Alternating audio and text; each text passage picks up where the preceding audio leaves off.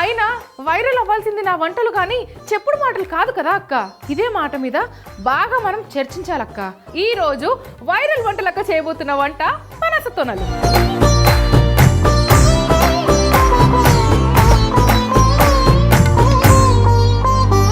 సరే ఇంకా లేట్ చేయకుండా మరి ఈ రోజు వైరల్ వంటలక్క చేయబోతున్న నెక్స్ట్ వంట వెన్నపూస మడుగులు.